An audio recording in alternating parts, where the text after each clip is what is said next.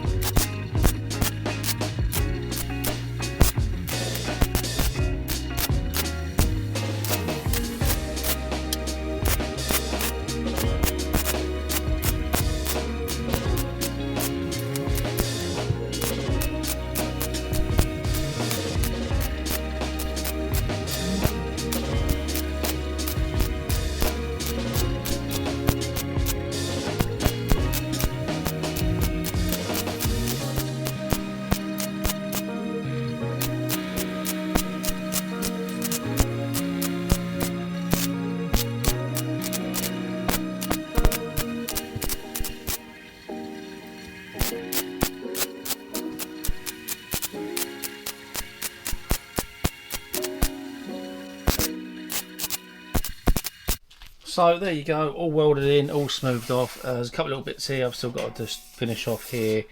I'll show you the other side. So yeah, come up really well. Up there is quite nice, so I'm really pleased with it. So that's one bit done. Wasn't expecting to really sort of repair much of this, but it looks like I'm going to have to.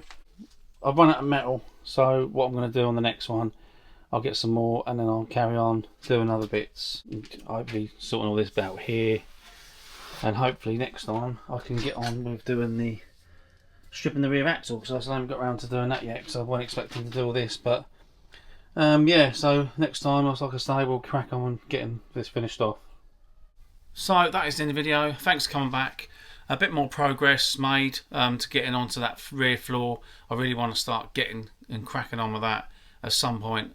But like I say, I wasn't expecting to get all this other bit done and repaired. So hopefully we'll be getting a little bit further on in a few more videos. So thanks for coming back. Like and subscribe. And if you haven't already, get yourself involved. And I'll see you next time.